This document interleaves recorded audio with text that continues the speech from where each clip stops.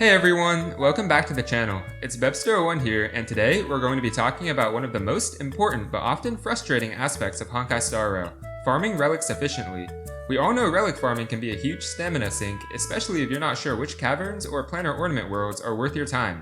So today, we're going to go over every major relic farming location in the game and talk about the different sets, what they do, and which characters benefit from them. I'll also break down whether it's worth farming these caverns based on their overall usefulness and farming efficiency. By the end of this video, you'll know exactly where to farm and which sets are worth investing your precious stamina into. So let's get right into it. We'll start off by looking at the Path of Conflagration. This is where you'll find two main relic sets, Firesmith of Lava Forging and Wastelander of Banditry Desert. First, let's talk about the Firesmith set. The 2-piece bonus increases your fire damage by 10%, which is alright, but the 4-piece bonus gives you a 12% skill damage boost and another 12% fire damage boost after you use your ultimate. On paper, it sounds okay, but in practice, this set is pretty underwhelming. It's usable on fire DPS characters like Himiko or Topaz, but it's outclassed by nearly every other DPS set for fire characters. This is honestly one of the worst relic sets in the game, and it's rarely even used on fire DPS characters. Unless you have no other options, I highly wouldn't recommend farming this set. The second set in this cavern is Wastelander of Banditry Desert, which is designed for imaginary damage dealers. The 2-piece bonus increases imaginary damage by 10%, and the 4-piece bonus gives you a 10% crit rate boost when attacking debuffed enemies, along with a 20% crit damage boost when attacking imprisoned enemies. This set is a great option for imaginary DPS characters like Danheng IL, Dr. Ratio, and Welt, but it's pretty niche. You can't use this set on any other character in the game, and even for imaginary characters, there are better options. Because both of these sets are so specialized and Firesmith is arguably the worst set in the entire game, farming this cavern is highly inefficient. It's really not worth your time unless you're desperate for an imaginary DPS set. Moving on to the Path of Gelid Wind, which is home to two sets, Hunter of Glacial Forest and Eagle of Twilight Line. The Hunter of Glacial Forest set boosts ice damage by 10% with its 2-piece bonus, and after using your ultimate, the 4-piece gives you a 25% crit damage boost for 2 turns. This set is pretty good for ice DPS characters like Jingliu, Yanqing, and Herta. However, a lot of players prefer to use the Quantum set on Jingliu to take advantage of the defense shred it provides, especially since Jingliu is often paired with Pella, who can also provide defense shred for the entire team. Because this set is useless on non-ice characters, it's not really worth spending a lot of your stamina farming this cavern unless you really need it for a specific ice DPS build. The second set here, Eagle of Twilight Line, increases wind damage by 10% with a 2-piece bonus, and after you pop your ultimate, the 4-piece bonus advances your action forward by 25%. Now, here's where it gets interesting. Despite being a wind damage set, Eagle is actually used more on support characters than on DPS characters. The 4-piece bonus is really useful for players who want to zero cycle and keep their turn rotations moving quickly. It's great for characters like Branya or even Blade, but outside of zero cycling teams, its uses are fairly limited. Like the Hunter set, this is another cavern that's very specialized for specific damage types, so it's not efficient to farm unless you really need these particular sets. The Eagle set is decent, but it's not groundbreaking, which makes this cavern overall a poor investment of your stamina. Next up is the Path of Jabbing Punch, home to the Champion of Streetwise Boxing and Thief of Shooting Meteor sets. Champion of Streetwide Boxing is all about physical damage. The 2-piece bonus increases physical damage by 10%, and the 4-piece bonus boosts the wearer's attack by 5% every time they attack or get hit, stacking up to 5 times. This makes it a great set for physical damage dealers like Argenti, Yunli, and Clara. It's a solid option if you're looking to boost your physical DPS characters, but there are usually better alternatives depending on your team comps. The second set here, Thief of Shooting Meteor, is focused on break effect. The 2-piece bonus increases break effect by 16%, and the 4-piece bonus adds another 16% break effect, while also regenerating 3 energy every time the wearer inflicts weakness break on an enemy. This is a good set for characters that focus on weakness break, like Boothill, Ron Mei, and the Harmony Trailblazer. While it's a solid choice, there are better alternatives out there for break characters, so this set isn't a must farm. Overall, Path of Jabbing Punch is inefficient to farm because both sets are specialized for physical characters and break characters, and there are usually better options for both. Let's move on to the Path of Holy Hymn. This cavern has 2 sets, Night of Purity Palace and Band of Sizzling Thunder. The Night of Purity Palace set increases defense by 15% with a 2-piece bonus, and the 4-piece bonus increases the maximum damage that can be absorbed by shields created by the wearer by 20%. This is the strongest set for preservation shielders, as it not only gives them the defense they need to make their shields chunkier, but the 4-piece bonus is a unique modifier that you can't find anywhere else in the game. It's fantastic on preservation shielders like Japard, Aventurine, and March 7th, but it's very niche because there are only currently 3 shielders in the game, being the 3 that we just mentioned. Unless you're building a preservation shielder, it's really not worth farming. The second set in this cavern, Band of Sizzling Thunder, increases lightning damage by 10% with a 2-piece bonus, and the 4-piece bonus increases the wearer's attack by 20% for 1 turn after they use a skill. This set is decent on lightning DPS characters like Jingran, Kafka, and Acheron, but there are stronger alternatives out there for lightning characters, so this set isn't exactly a must farm. Overall, this cavern is pretty inefficient to farm. Knight is very strong but very niche as well, and Sizzling Thunder is only viable on lightning characters, with better sets available. Now, let's talk about the Path of Drifting. This is one of the more efficient caverns you can farm because it covers both support and DPS roles, with the Passerby of Wandering Cloud and Musketeer of Wildwheat sets. First up, the Passerby of Wandering Cloud set is designed for healers. The 2-piece bonus increases outgoing healing by 10%, and the 4-piece bonus recovers 1 skill point at the start of the battle. While the 4-piece bonus used to be considered pretty underwhelming, it is now very useful on healers who aren't skill point positive like Quohuo, because it helps with their initial rotation. Still, most healers still use this set for the 2-piece bonus rather than the full 4-piece. It's great on abundance healers like Quohuo, Luocha, and Bailu. The second set in this cavern is the Musketeer of Wildwheat set.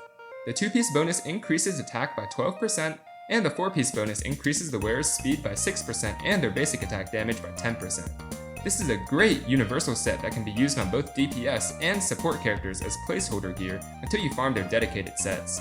It's very versatile but does fall behind other, more specialized options as you progress in the game.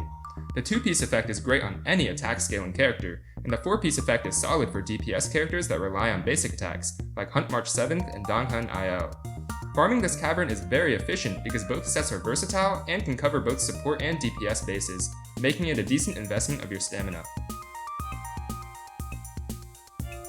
Next up, we have the Path of Providence, which includes the Guard of Weathering Snow and Genius of Brilliant Stars sets. First, the Guard of Weathering Snow set reduces damage taken by 8% with a 2-piece bonus. The 4-piece bonus restores HP equal to 8% of the wearer's max HP, and regenerates 5 energy at the start of the turn if the wearer's HP is at or below 50%. This set is mostly used as a 2-piece for some tankier characters or support characters, but the 4-piece set isn't useful on any characters at the moment. The 2-piece bonus is great for support and sustain characters who need extra tankiness, but overall, it's not a set that you would want to farm specifically for. On the other hand, the Genius of Brilliant Stars set is one of the strongest DPS sets in the entire game. The 2-piece bonus increases quantum damage by 10%, and the 4-piece bonus allows the wearer to ignore 10% of the target's defense, with an additional 10% defense ignore if the target has a quantum weakness. This is the best in slot set for any quantum damage dealer, including Seal and Jade. It even works phenomenally well on DPS characters of other damage types like Jingliu. The defense ignore mechanic is one of the strongest in the game, and even if you can only activate the 10% defense ignore, it still competes with other dedicated DPS sets. You can even use this set on non-quantum characters if you have additional defense shred from characters like Pella. This cavern is very efficient to farm because of just how broken Genius of Brilliant Stars is. While the guard set is decent for supports, you'll mostly be farming this cavern for Genius. Now for the Path of Darkness, which contains the Prisoner in Deep Confinement and the Ashblazing Grand Duke sets. Prisoner increases attack by 12% with its 2-piece bonus, and the 4-piece bonus allows the wearer to ignore 6% of the target's defense for every dot they have, up to a maximum of 3 dots. This set is best in slot for any dot character, as the defense ignore mechanic is incredibly strong, and it's easy to hit the 3-dot number in dot teams. However, it's pretty much useless for everyone else, so only farm this set if you're building a dot team. The 2-piece bonus is also pretty universal and can be used as a placeholder for other characters. The second set, the Ashblazing Grand Duke, increases follow-up attack damage by 20% with a 2-piece bonus. The 4-piece bonus increases the wearer's attack by 6% for every follow-up attack they perform, stacking up to 8 times and lasting for 3 turns. This effect is removed the next time the wearer uses a follow-up attack. This set is fantastic for follow-up attack characters like Jingran, Topaz, and Himiko. Even if a character only has a single follow-up attack in their kit, this set can still be best in slot, as it allows the wearer to easily keep the secondary bonus active for most of the fight. Overall, this cavern is very efficient to farm, as both sets are extremely powerful in their respective roles. Follow-up attack is currently meta, and while dot characters aren't as popular right now, this is still a cavern worth farming. Next is the Path of Elixir Seekers, which has the Longevous Disciple and Messenger Traversing Hackerspace sets. The Longevous Disciple set increases max HP by 12% with a 2-piece bonus, and the 4-piece bonus increases the wearer's crit rate by 8% for 2 turns, stacking up to 2 times whenever the wearer is hit or has their HP consumed by an ally or themselves. This set is best in slot for Blade, but the 2-piece bonus can also be used on healers and support characters. The 4-piece set is mostly viable on Blade, Clara, and Arlan, but it's great for all of those characters. The Messenger Traversing Hackerspace set increases speed by 6% with a 2-piece bonus, and when the wearer uses their ultimate on an ally, the speed of all allies increases by 12% for 1 turn with the 4-piece bonus. This set is a fantastic option for support characters like Sparkle, Tingyun, and Huohuo. The 6% speed boost from the 2-piece effect is already really strong, and the 4-piece bonus makes the set even better for speeding up your team's rotations. However, the 4-piece bonus can sometimes mess up speed tuning in your team comps, so be mindful of that. Overall, this cavern is highly efficient to farm, especially for support characters. While it lacks DPS sets, the 2-piece and 4-piece bonuses for both sets are fantastic for supports. Let's move on to the Path of Cavalier. The Windsoaring Valorous set increases attack by 12% with a 2-piece bonus, and the 4-piece bonus increases the wearer's crit rate by 6%. Additionally, when the wearer uses a follow-up attack, the damage dealt by their ultimate is increased by 36%, lasting for 1 turn. This is a fantastic alternative to the Duke set for follow-up attack damage dealers, especially if they also rely on their ultimates for damage. This set is great for characters like Fei Xiao, Yun Li, and Jade, whose main source of damage comes from their follow-up attacks and ultimates. The 2-piece bonus is also extremely universal, making it even more efficient to farm. The second set here, Iron Cavalry Against a Scourge, increases break effect by 16% with a 2-piece bonus, and when the wearer's break effect reaches 150% or higher, the 4-piece bonus allows them to ignore 10% of the target's defense when dealing break damage. When the wearer's break effect reaches 250% or higher, the super break damage they deal additionally ignores 15% of the target's defense.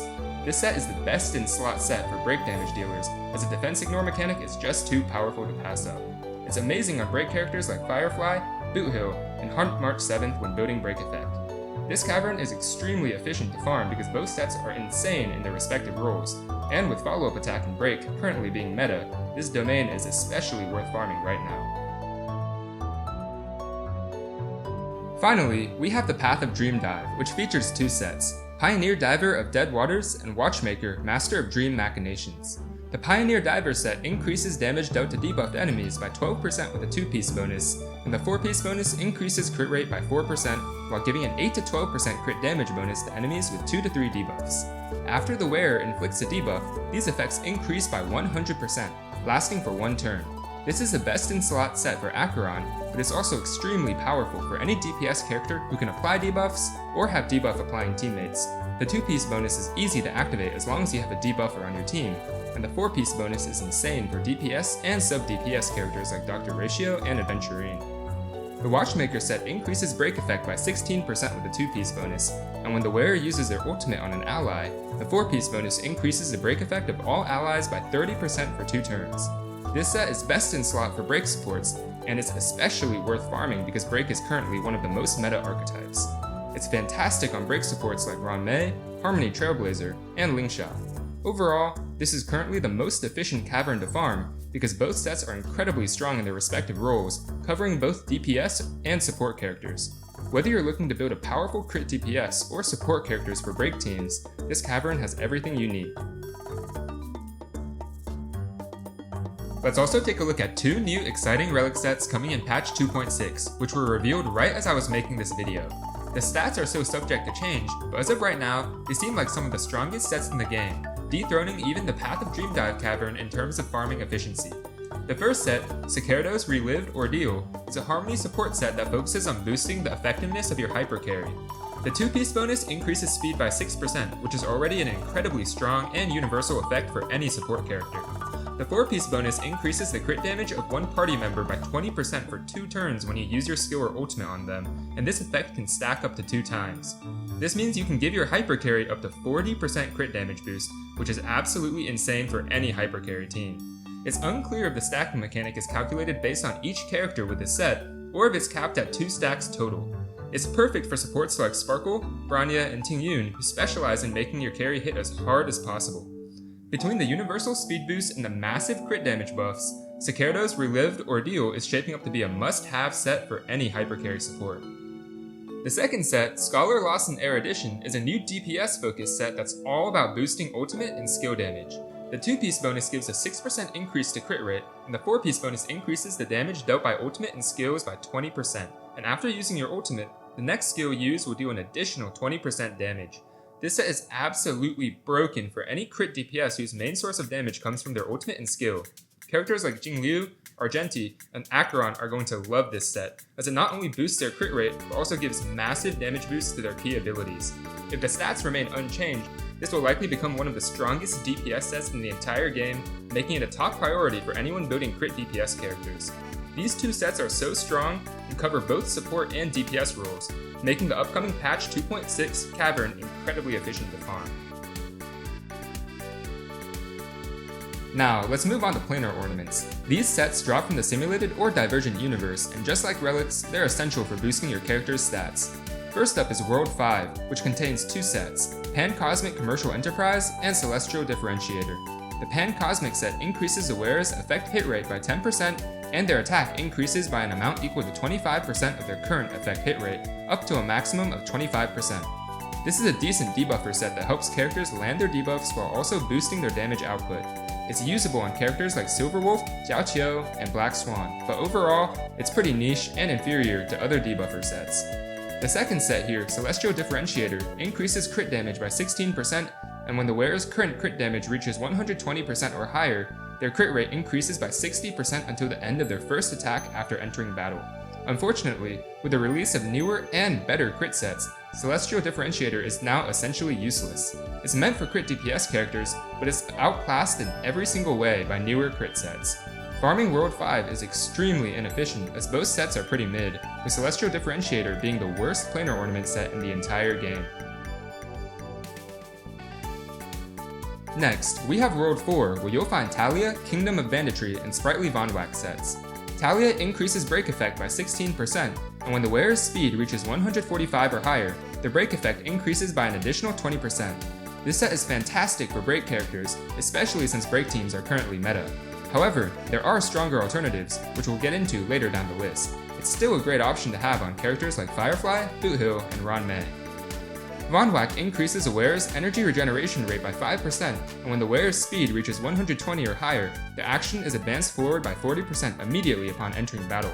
This set has found its niche among players who min-max their teams for speed clears and zero cycling strategies. The action advancement allows supportive units to move first, applying debuffs or buffs before the damage dealers attack for an explosive opening turn. However, this set is only recommended for those aiming to clear endgame content as quickly as possible. Unless you're speedrunning, it's not really worth farming. Overall, while Talia is decent, Von Whack is too niche to justify farming this world.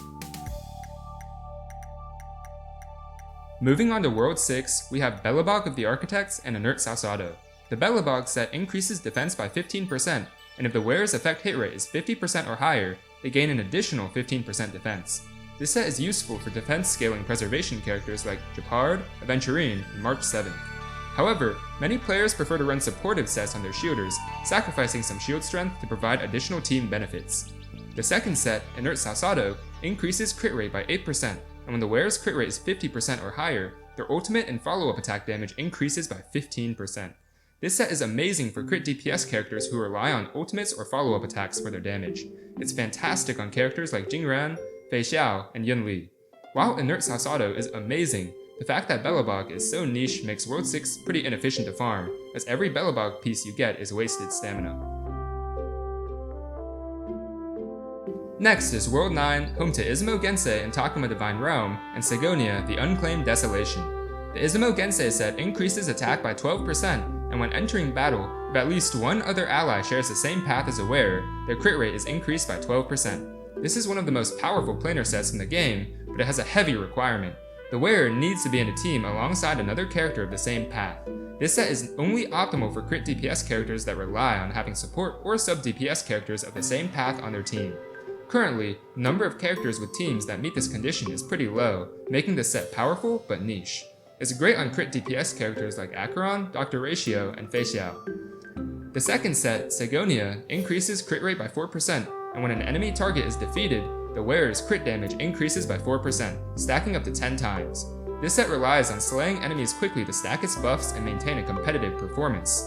This requirement is easy to meet in Pure Fiction, where you face multiple waves of enemies, but it falls short in other modes like Memory of Chaos, where there are fewer enemies to defeat. If you want to power up your Pure Fiction team, this set can be good, but outside of that, it's niche. Overall, World 9 is inefficient to farm because Izumo Gensei limits team flexibility and Segonia is only competitive in Pure Fiction. Since only one of these sets is good in most situations, this world isn't the best place to spend your stamina. In World 3, we have Space Sealing Station and Fleet of the Ageless. The Space Sealing Station set increases attack by 12%, and when the wearer's speed reaches 120 or higher, their attack increases by an additional 12%. This is a great set for DPS characters, especially in the early game when you don't have enough crit rate to trigger the secondary effects of sets like Salsado or Redolent Arena. However, this set struggles in the late game due to the oversaturation of attack percent buffs from supports and the lack of crit rate. It's best on attack scaling DPS characters like Seal, Danghan IL, and Kafka. The second set, Fleet of the Ageless, increases max HP by 12%, and when the wearer's speed reaches 120 or higher, all allies' attack increases by 8%. This set is extremely versatile and can be used on both support and sustain characters to make them tankier while providing a useful attack buff for the whole team. It's fantastic on characters like Fu Xuan, Robin, and Huohuo. Since both sets are consistently good and very flexible, this world is very efficient to farm, even though the sets might not be the absolute best at their respective roles. Next up, we have World 11, which introduces two interesting sets, Lushaka, the Sunken Seas, and the Wondrous Banan Amusement Park. The first set, Lushaka, increases the wearer's energy regeneration rate by 5%, and if the wearer is not the first character in the team lineup, the attack of the first character in the lineup is increased by 12%. This set is amazing for hypercarry teams where you have one main DPS doing most of the heavy lifting. The energy regeneration rate is also a nice bonus, as it helps support characters cycle their ultimates faster. However, the attack buff can become a bit oversaturated if you already have other attack boosting sources, and it only buffs one ally, unlike Fleet of the Ageless, which buffs all allies' attack. This set shines when used on Harmony characters and hypercarry comps like Sparkle, Branya, or Ting Yun. The second set, the Wondrous Banan Amusement Park, increases the wearer's crit damage by 16%, and when the wearer has a summoned target on the field, their crit damage is boosted by an additional 32%. This is a best-in-slot set for characters that use summons, such as Topaz and Jingran. While there aren't too many summoner-type characters in the game right now, this set could be a sign that the meta might shift towards summoners in the future. Farming this set is a solid investment if you have one of these characters or expect future ones to benefit from it.